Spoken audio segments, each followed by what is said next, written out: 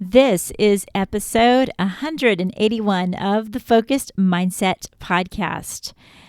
I'm so glad that you're joining me today because you're going to listen in on a conversation that I had with Matt Cameron.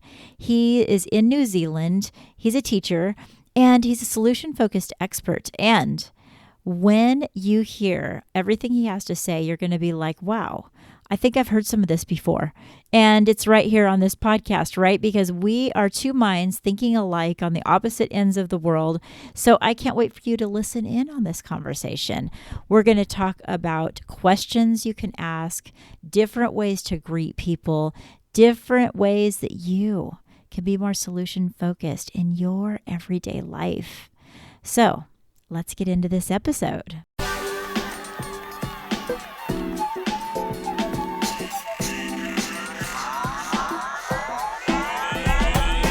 This is the podcast where you learn how to build stronger connections and have better conversations using the solution-focused approach.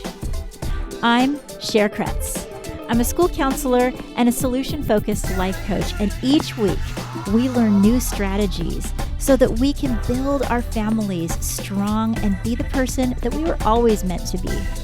You can learn more about our products and services by going to thefocusedmindset.com or hop over to Amazon to get 30 Days to Higher Hopes. Welcome to the podcast. Today, I'm so excited to welcome a brand new friend of mine in the solution-focused world, Matt Cameron, all the way from New Zealand. It's been like so long since I've had someone from overseas. I've been talking to a lot of people in the United States. And when I heard you speaking with me at the Solution-Focused Schools Unlimited conference, I was so impressed with your knowledge and ability of the solution-focused practice that I just really felt like I had to have you on. So welcome, Matt. Thank you. No, that's very flattering. Thank you. I know that you have Discovery Solutions, and basically, I don't really even know a lot about that except for what I saw on your website. So why don't you tell us a little bit about Discovery Solutions, how it came about, and how you came to even love the solution-focused approach in the first place? Oh, what a big question. I know. Yeah, We're getting right into it, man. I love it. I love it. So, Discover Solutions, it's a really interesting one because when I was a little kid, I used to play this board game that was called Discover Australia. Now, Australia is not New Zealand, so it's in another, but I had some relatives over there, and it was like such a cool game. It was really fun. When I was an adult, I wanted to teach my kids about the Bible, actually. And so I wrote a game called Discover the Bible, and it was almost exactly the same kind of idea as what Discover Australia was. So then I had that board game that I made. I got 1,000 printed, and I've got about 30 left. So that was about 15 years ago. So that was really cool. And then I started to think, how do I, another thing like talking about, sharing Christianity stuff with other people. And I thought, how about Discover Christianity or Discover the Way, which is another name for Christian stuff. And so that was that. And then when I got into counseling, I was like, this is fun. So Discover Counseling, no, that didn't really work. And then I got introduced to the solution-focused approach about 7 years ago, 2016. And as soon as I got that, there was this whole, this is actually something new. This is something I'm discovering and I'm learning. And I just immersed myself in learning about the approach. And so I want to start a business, do more counseling. It was like, how about done Discover the Bible, done Discover the Way, how about Discover Solutions? And so that's how so you're the first person I've ever told that story to. I love that because it's like there's a theme. Like you're like, look, this board game, it needs to, the idea of this needs to move on in my life. Yeah. That's so true. cool. So it's Discover. So I've done other things like pre-marriage preparation, like Discover Marriage. Yes. So that's quite cool. So discovery is such a nice word because there's that curiosity that I think in the solution-focused approach that every person who's having these conversations is just really curious about amplifying resources, amplifying the good, just wanting to know the person for who they are and see the best in them. So that's all about discovery. So discover discover this podcast. Yeah. Maybe I I should mean, start a podcast. you need to discover solutions podcast. We don't have enough solution focused podcasts out there. Come be my competition, man. No, not really. No, No, they're on but the same team. On the same team. we're on the same team, but I'll be like, let me talk to you about, no, just kidding. Uh, Healthy you competition. have you have real famous people. I won't ever do that. Right. Okay.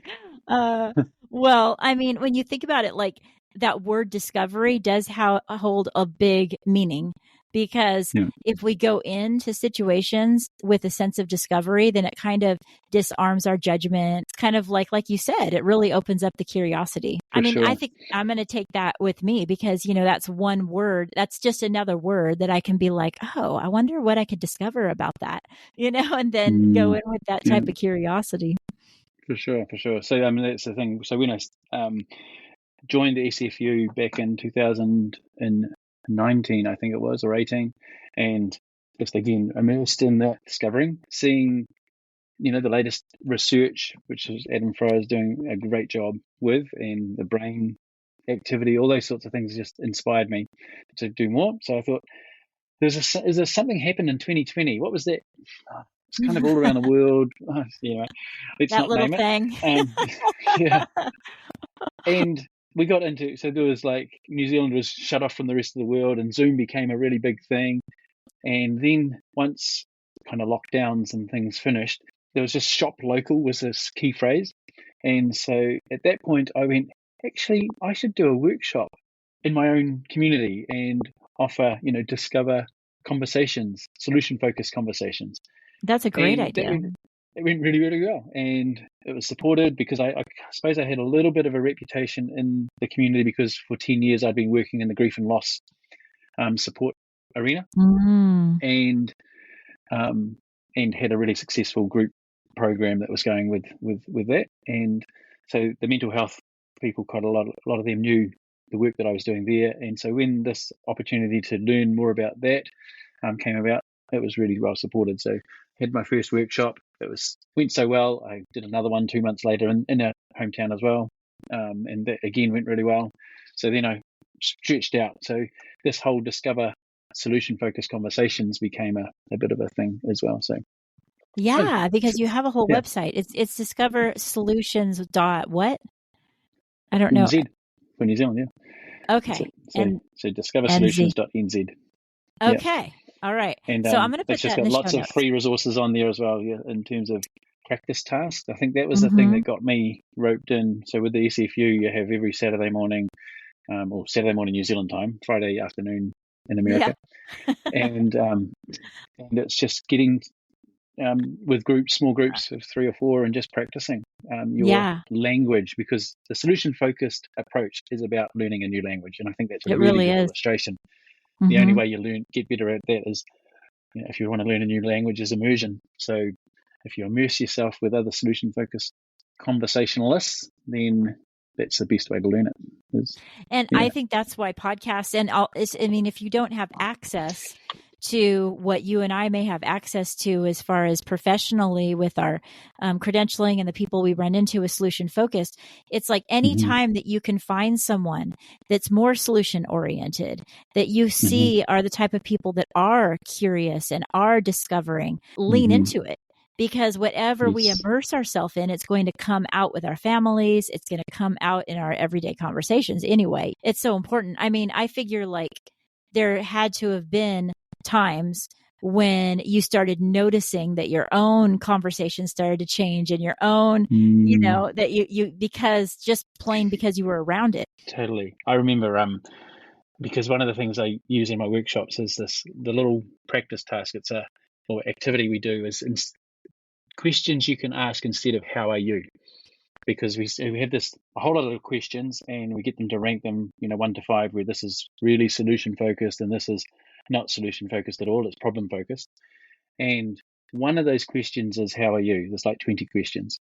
I should put it on my website, That is because so, it's you totally need so to. fun. You need to right after this. It's such a fun activity to do, actually. Just look at these questions. It's like, why do you always do that? Is that problem focused or solution focused? How are you going to get through this? Is it solution focused or problem focused? What plans do you have for tomorrow?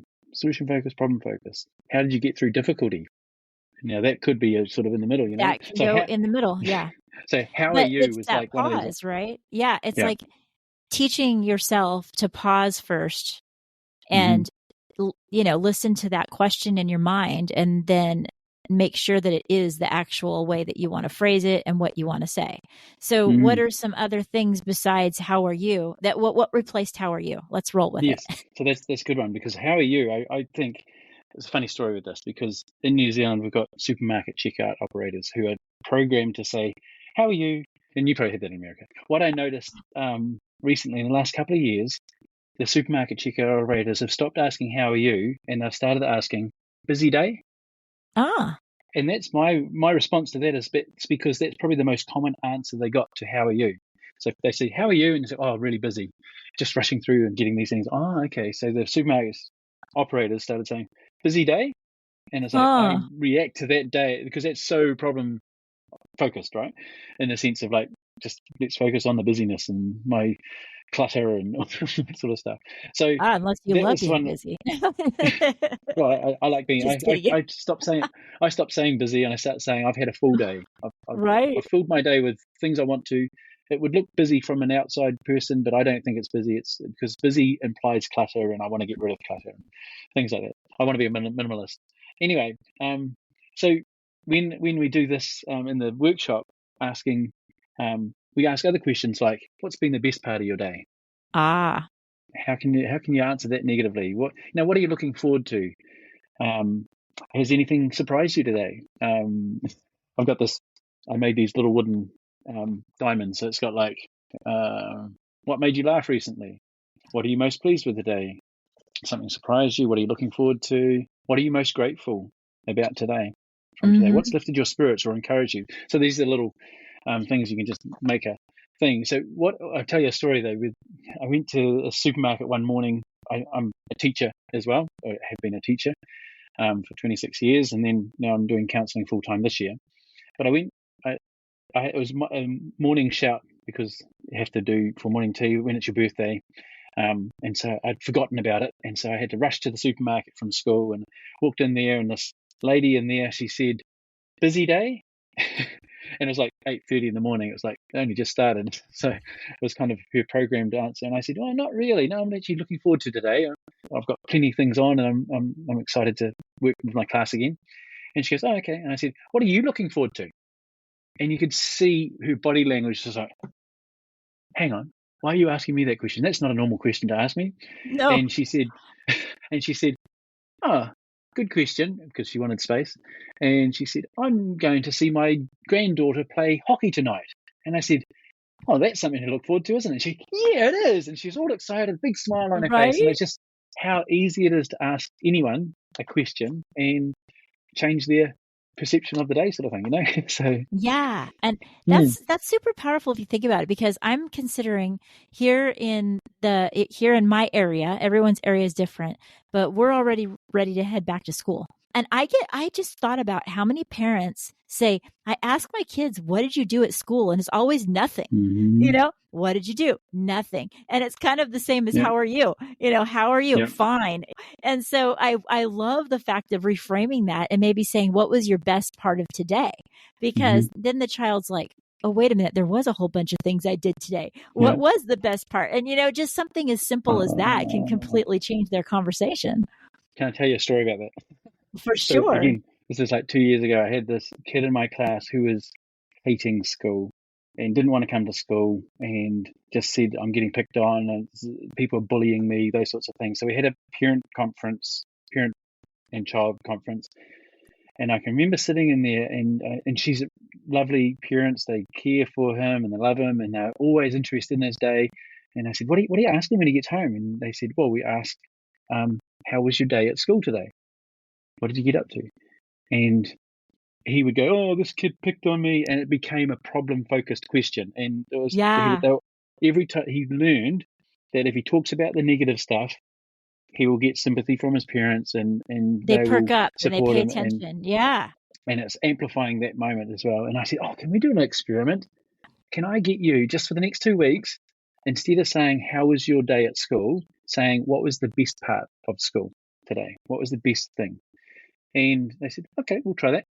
And literally 2 weeks later, they came back and they said, different kid. He wants to come to school now. He's talking about all the good things that are coming, and all the bullying stopped. And I was like, wow, just that one question. Yeah. So That is refocus. amazing.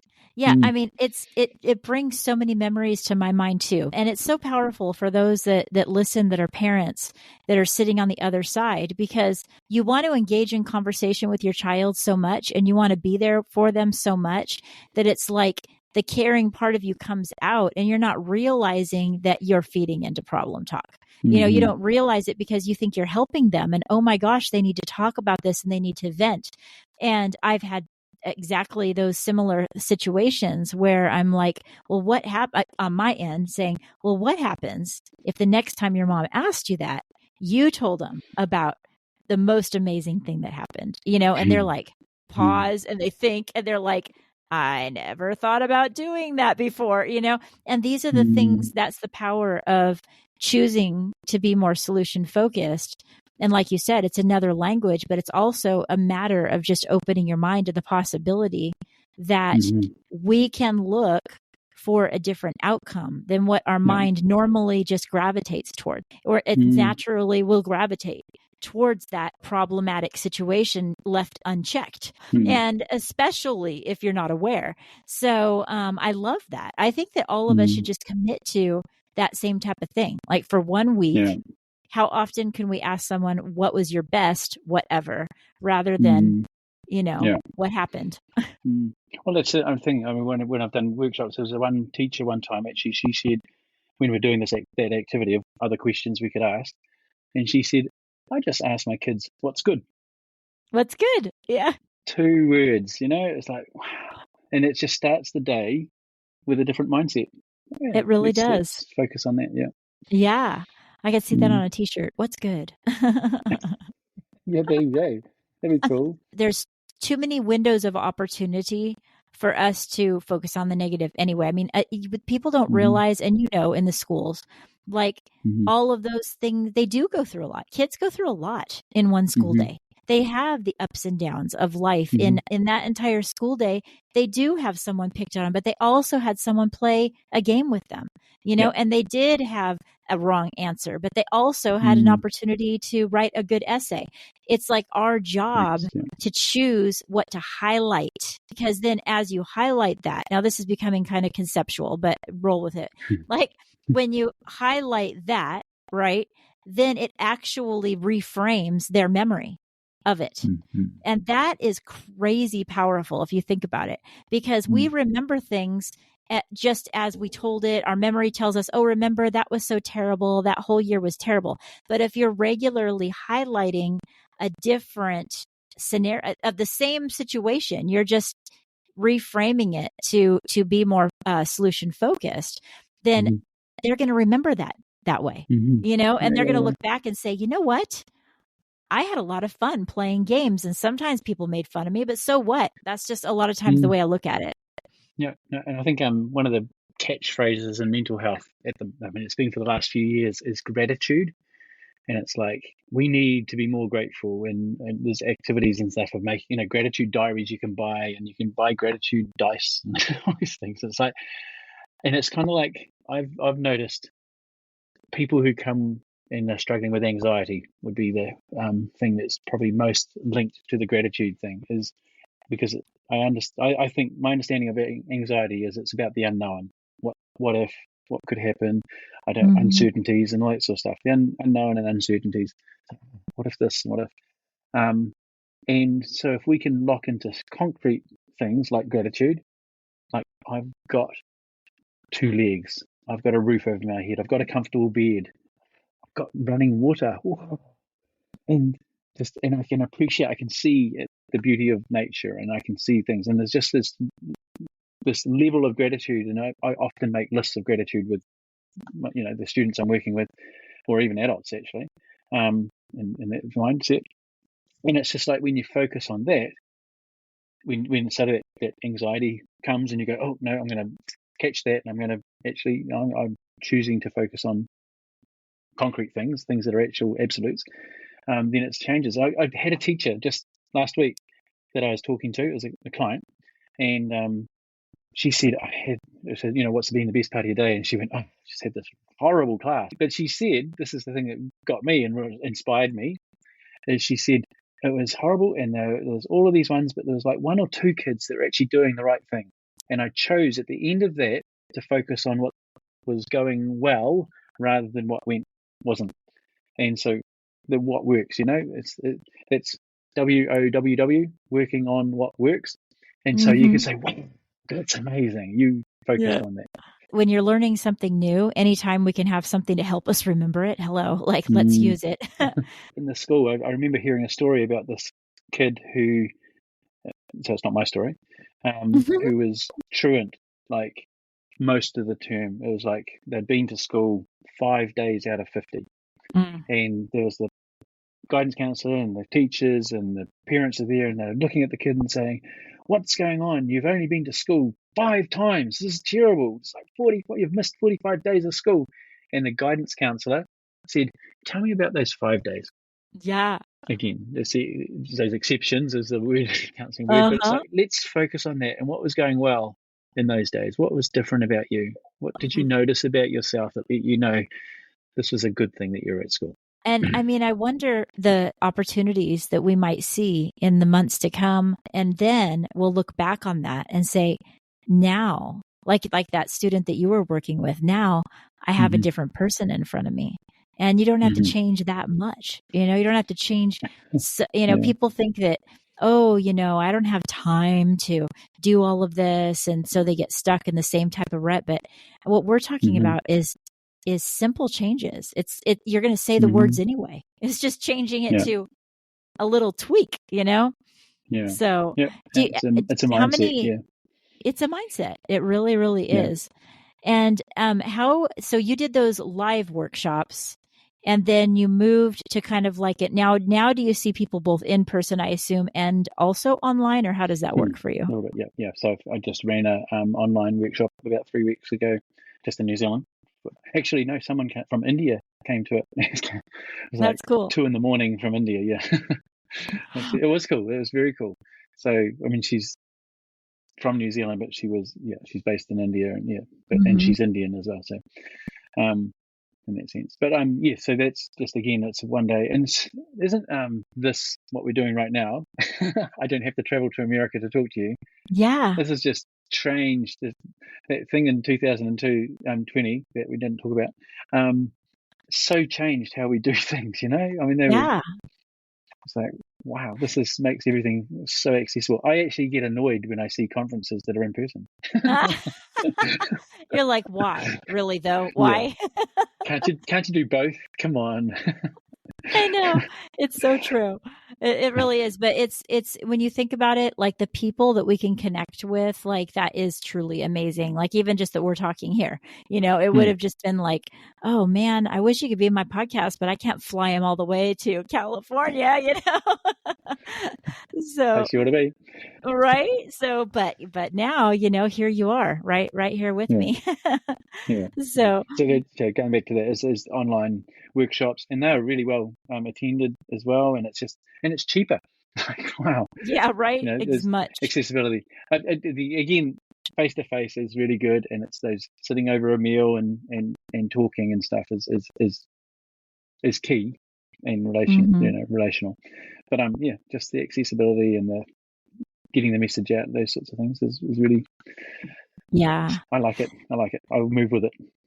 Yeah, roll with it. I'm still kind of considering some of the stuff we talked to before we pushed record, when we were kind of talking about the difference in language and how we can adjust the smallest language. And we've already started talking about that, but I wonder if you could expand on that, of what you've noticed yourself as you've been practicing solution focused and what's been working for you. Good. So it's always that kind of asking the next question, isn't it? So I often, what is it? There's so many things when I'm thinking about this. In terms of compliments would be a good example, like giving compliments. But if I can ask a question where the person in front of me compliments themselves, that's so much more powerful. So that's something I'm developing with, the how did you do that kind of question. like, where did you learn that? Is another really good question, because it can link people who's really important. Maybe a grandmother died or something, and they learned this giving and caring attitude from their grandmother, and it's like I want to tap into that, because I want to amplify that quality, and the fact that you're leaning on your ancestry or your past to develop that is a really good thing. So what would you asking questions about noticing that, what do you notice about yourself when that quality of caring, like your grandmother cared, shows up? And they'll make it, and let's make a list of 10 things or 20 things or something, and amplify that all the more. So that noticing question is a really big thing that I've noticed in my own life. Noticed. Yeah, right. Yeah, to use that word so often, but we can't Yeah. help it. We speak the language, so it's going to happen. But Yeah. I can Yep. picture times when Sure. we're in a situation and we're thinking about amplifying, and then we get caught up in like the complimenting. You're right. The complimenting, we think we're doing the right thing by saying, I'm so proud of you, and oh my gosh, you are so, and then we label them or whatever it might be. Yeah. And we often miss the fact that if we just slightly shift it and then let them see that in themselves, and they are like, they internalize it differently than just your average compliment that gets thrown their way, and that's Absolutely. why that noticing is so important. Yeah. And so where did you learn that? How did you do that? How did you do Question. it? Yeah. How did you do that? And that's probably a question I regularly ask, when I'm meeting with students at the moment, because I'm working in schools most of the time, just asking what's been better since we last met. What's been better? And they'll come up with something, and I said, what did you notice about yourself when that was happening? And just zeroing in on it, and capturing that image in their mind of describing the reality of that change. And it's like, this is going to happen more because you can picture it now. And then it's funny how often kids will come back the next week and they'll say, oh, I tried that thing you told me. And it's like, I didn't tell you anything. I know I didn't. I didn't tell you anything. You came up with it yourself. Yes. And that's the thing. You've had that experience? Yeah. Oh, absolutely. Absolutely. In my big talk that's coming up pretty soon that I'll be telling a lot of people about, that's my thing, is a lot of the thing that people will hear me talk about is that people come back and thank me for the solution that they came up with. I didn't come up with it. They did. But I'm the one that pops in your mind because I was the one that chose to be there in that moment with them. And I think that it's a powerful thing for us to do, because we think our power is in sharing what we think or what we do. But the power is when we can help them discover what they think and what they would do. It's discover, right? And it's amazing. It's amazing when it happens, because I think what you're describing is kind of like, we could do the what's good, and then it's the follow-up from that. As soon as they're able to unlock the what's good part, then what did you notice about yourself when that was happening? And it takes it that level deeper, right? So yeah. And then what difference did it make? And what did other people notice? What difference did it make? Yes, it just leads to each one of these questions. Now, there's going to be times, if you're trying to do this in your everyday life, that you've got to pump the brakes with it, right? Because it ends up being, they're like, stop trying to be a therapist to me, where, but No. it's important. It's important, that we still look for the windows out there that we can like plug it in, you talked about a situation with your wife, and I've had the same situations like that, right? Where it's like something good happens and I try to amplify it, and then you're like, oh, maybe I'm taking this a little far. But the thing about it is that if we take in what you're talking about right now, and we take even one thing that we can try the next day. If we're a school counselor, try it. If we're a teacher, try it. With your child, try it. And when it works, lean into it, and then when something else works, lean into that. And before you know it, you're changing how you communicate completely. And we both had that experience, I'm sure. So, and the things for me, I think, with the solution-focused approach, this is going way back kind of in the conversation. Yeah. What locked me into that, because I was trained in CBT. Mm-hmm. What you think is how you behave, and this is how you Yes. feel. It's the indicators of all that sort of stuff. To be fair, I think solution focused is like that, but ten Is times what? it's like that, but gone beyond that as well. So, what better way to think than the best of yourself, not just overcoming bad things, kind of thing. What Mm-hmm. better to have the best version of you show up the next day, and to notice all the things that happened. And I think it's going slightly off, but not. Before I learned solution focused approach, I can remember one of the best sessions I had with my CBT, as a client came to me and said, I don't think I need to talk today. I've had a really good week.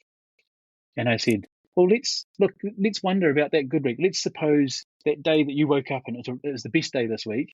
What did you notice about yourself? And it was kind of like, I honestly did this conversation with this kid before I even learned solution focused. Yeah. It was like, And you're like, wait a minute, something was different about that conversation, right? yeah, it was. And then when I learned solution focused, I remembered that conversation because it's written down. I took it to supervision and everything. I said, Yeah. this was amazing. And the supervisor wrote it down as well. And I it was cool. so agree. I absolutely, we have like, we're on the opposite sides of the world having similar situations. I'll tell you, because Right. like when you tell your stories, something pops in my mind because you remember it. When something surprises you like that, when something you try surprises you and you get the result that you were intending, it's like, you don't forget that. And that's what happened with you. And then you circle back with, you know what I did? I used a solution focused approach. Yeah, it's almost like a miracle question. Yeah, that's right. Wow. And what were you thinking differently at that time? And what was good about that? What were you pleased by that? Yeah. And what did you notice? Yeah, it's just crazy. Yeah. So when I got the solution focused approach, it was like I felt lazy because I was going into conversations with no notes, no tick sheets, no forms to fill in. I was just saying, so what are your best hopes for our conversation today? If today was helpful, what would we be talking about? And what would you start? And suppose that happened, what would you start to notice in your life that would let you know that was happening and things have changed and things were getting better for you? And who would be the first person to notice? And who else would notice? And what would they notice? And how would you know they noticed? And it's all those questions that are just rolling off my tongue now because it's the language I've learned. Right. Yeah, so fun. And also, so fun. yeah, it's like you said, like, I don't have to say a lot. Like, I don't have to fill in with anything because once their brain is turned on to answering those questions, they're just like, in fact, they'll want to come see you and they'll want more of those questions. Have you noticed that? Yes. They'll be like, Oh, so are you going to ask me today what my best hope is? Like they're ready for it, Yeah. And what did I notice? And what is the one they said, I knew you were going to ask me that. Yeah. What would your mum notice? Whatever it is or something. Because there's to me is like 4 of the most asked questions. This is the script for solution focused. If anyone's taking notes, is obviously after you've got a best hope, what difference would it make to have that? That's the kind of first question. What's the first thing you'd notice? What would others notice? And what else? As many times as you can with each of those questions, and just keep going. And what's the next thing? And what's the next thing? And what else? What difference would it make? What would you notice? What would other people notice? And what else? So yeah. Here we go. That's beautiful. Cool. If anyone's taking notes, write it down. And then just try, but even if you just try a little bit of it, because like it is like a language. Like when we're learning another language, which I wish so much that I knew Spanish with how often I go to Mexico, but I don't.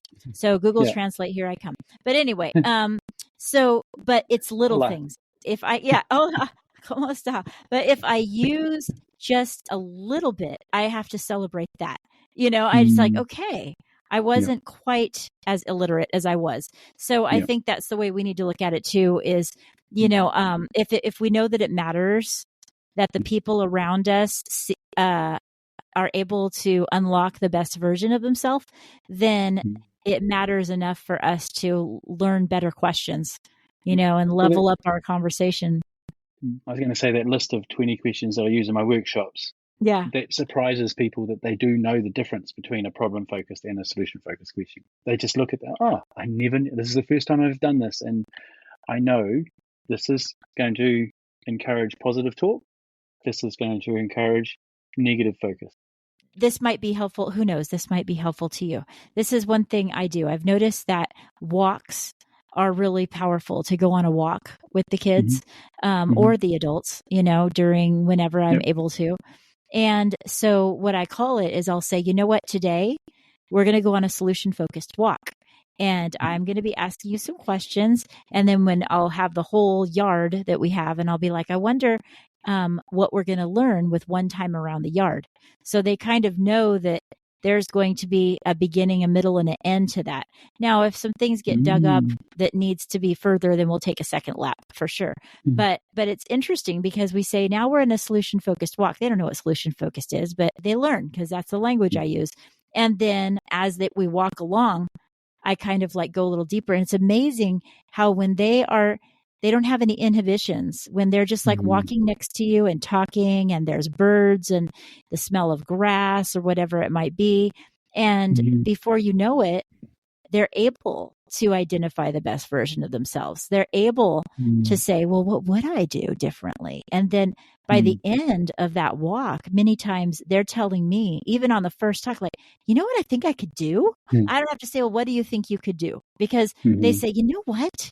I think maybe if I did go in and just try listening, I mean, I might as well try, and you're like, oh, all right. Well, try it out. Let me know what happens. I can't wait to see what happens. And that is an amazing thing to think about, as well as how are you communicating that? It doesn't have to be all serious and let's have a counseling conversation. It doesn't have to be like that. You're making me think of a conversation I had with a student one time who came. He usually had what we call in New Zealand a teacher aide, which is someone who's with them 90% of the time of the day because of behavioural things or difficult family life or whatever it is. And the teacher aide wasn't there that day. And he came up and said, "This is dumb. This is boring. I hate maths." And I could have argued with him, but I had my SF hat on, and I said, "Well, what would you rather be?" When he said, "I'm dumb and I'm thick and I can't do this and stuff." "Well, what would you rather be?" I said, "Oh, I want to be smart." And this is like a little 5-minute conversation. It wasn't a count, other classes around me at the same time. And I said, "So suppose you were smart. What would I start to notice about you, or what would you notice about yourself that would let you know that you were smart?" And he said, "Oh, well, I probably wouldn't be wandering around the class annoying people, and I'd be sitting at my desk." I said, "What else?" Because that's the most common question. "What else?" And he said, "I'd be sitting at my desk." "And what else?" "Oh, I'd probably have my pencil in my hand." "And what else?" "Oh, I'd be giving it a go." "What else?" And it was like, and just like that was a very short conversation. I said, "How about you just pretend you're smart, and let's see where that goes, where that goes." And just putting it out there. Why don't we just give it a shot? Yeah. Why don't you show me the smart version of you, that sort of thing. Yeah. And he, like an hour later, the bell went for the lunchtime break, and he came up to me, Mr. Cameron, was I good? And I was like, I didn't notice. If you were good, what would I start to see? If you were good, what would I notice about you? And he said, "Oh, well, I was sitting at my desk and I was giving it a go, and I wasn't annoying people, and wasn't wandering around, I was staying in my seat." I said, "Sounds pretty smart to me." It was just all, and I think if I'd been the teacher that said, he said, "I'm thick and I'm dumb, I can't do this," and I'd been the teacher that said, "Why don't you just sit down at your desk, put your pencil in your hand, just give it a go, and stop wandering around the class annoying yourself," would have you done it? No, I don't think so. Yeah. But because he came up with all those things, he sat there and he did it. And I could, for the rest of the year, honestly, if I saw him out in the playground and he'd gotten a fight or something, or if I saw him in the classroom, he's going, "Oh, it's dumb," I'd go, "What's the smart version of you do here right now? What would the smart, you do?" And he would just, that's another one of those. That's another one of those. Great. Yeah. Yeah. Clicked in. He was locked into that. He knew the smart version. It was like the best version of him. And he would just do that for the rest of that school year. It was like a different kid, and I could see him probably tomorrow, and I could ask him, and I haven't seen him for 2 years. If I asked him, "So how's the smart Joe," not real name, how's the smart Joe doing? And he would go, and he'd tell me about him, because he's learned that language. Yeah. And it works So with good. anything that they want. It works with any other adjective about themselves, Yeah. because it's kind of like, oh, what would you rather be instead? They could be like, well, I'd want to be friendly. Okay, what is Yeah. a friendly Or, or and calm. or Calm is the yeah, one, I want to be anxious is calm, calm, or I Yeah. want to be, I want to be this or that. As soon as you get Confident. that, Yeah. whatever it is, like, you could roll with it. And it's Mm. amazing how it unlocks. And it works, like you said, in our relationships, interpersonally, in the people that are closest to us. It's so easy to see their flaws. It's so easy to see, like, oh my gosh, they have that habit, or they do this again, or they do that again. And I think it levels us up as humans, as people with compassion, when we say, okay, I'm familiar with this person. I'm going to see their flaws. But then we kind of like and say, Yeah. okay, but when the best version of them come out, what are they? And I feel like that's something that maybe that level deeper, but it's really important for our interpersonal connections, and the play. And when we move about our life, it kind of makes a difference. Have you ever experienced Sure. anything like that, where you notice that even it changes you and how you approach your thoughts? Oh, for sure. I mean, I am thinking of difficult conversations or difficult relationships where people have reacted badly and towards me, and to actually go, no, I'm gonna focus on the best part here rather than the negative stuff. It's like that teacher that said, I'm going to focus on that one kid that was sitting still, not the 25 kids that weren't. It's like, Yeah. yeah, let's Yeah. choose to focus on positive stuff. And I've walked into even at home, and it's like tense, there's an argument going on or something like that, and I'm going to say, how's this even helpful? What what's the goal of this conversation right now? And that's a simple conversation to diffuse Yeah. conflict. Yeah, I what think are you it's trying to achieve from this? Yeah.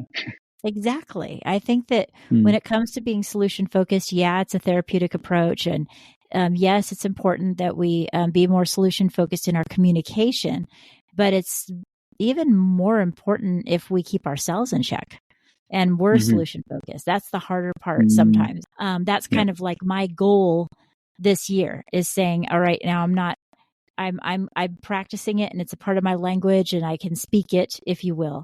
But do I treat myself that way?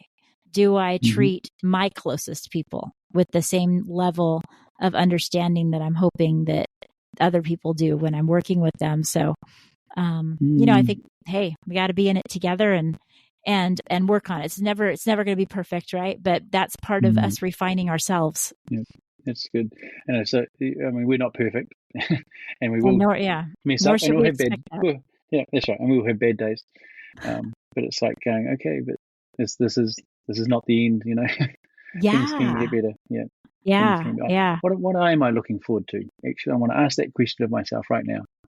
What's one of these ones that says on here? It says, I'll find it. What has lifted your spirits or encouraged you today? Let's focus on that one. Yeah. Yeah. Yeah. Well, I don't know. Let's answer it. Let's see. What has lifted my spirits today? Today, I spoke to a teacher that has had, that I've been having a lot of question as to how her and I can connect. And then we ran into each other at Costco.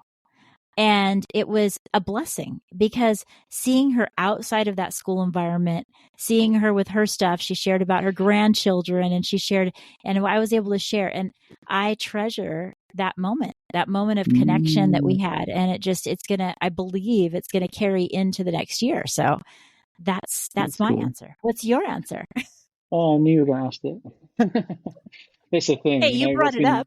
I know, what's been the best part of my day? People say, oh, what's been the best part? And it makes me go, oh, now I've got to answer that question myself.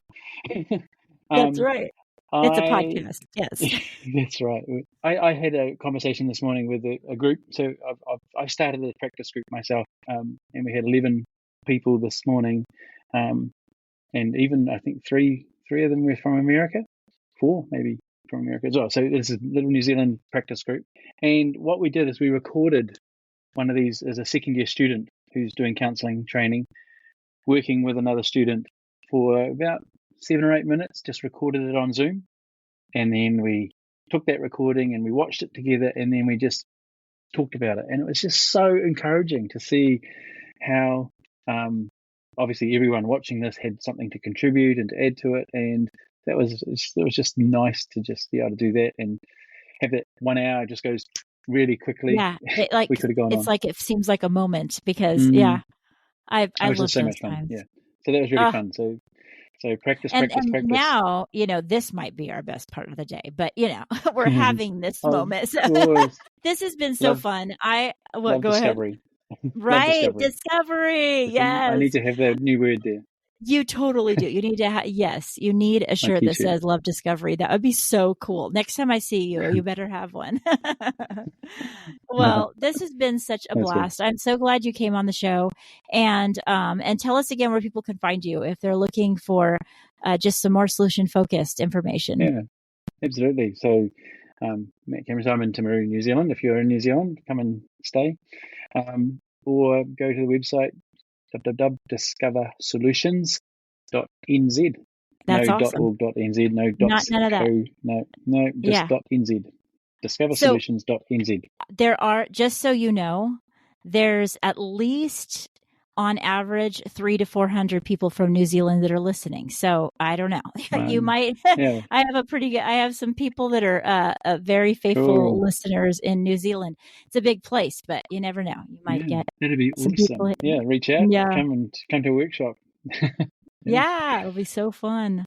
Looking at doing one in Christchurch in October, actually. So Christchurch. Oh, no way. That's so cool. So that's awesome. Yeah. Thanks. So it's really nice to meet you. Yeah, actually meeting you outside of the conference. And I'm sure that we'll be keeping in touch. And who knows, maybe we'll get a group of solution-focused people in here and, even just amp it up even more for our next time together. Right. I think we need to bring bring Linda to New Zealand, and you can come as your co. Yes, the two. Oh my gosh! Now we're really thinking. That would be amazing. All right. I know. It might happen. All right. Well, it's time for us to get going. This has been great. Cool. Thank you for coming, Matt. Talk to you later.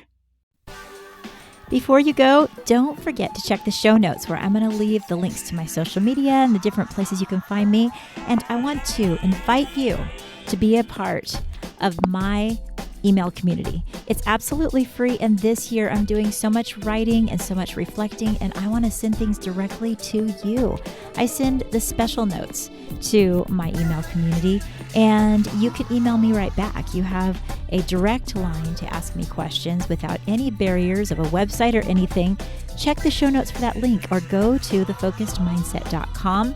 And if you click on getting the journal prompts, you also automatically are able to be a part of my community.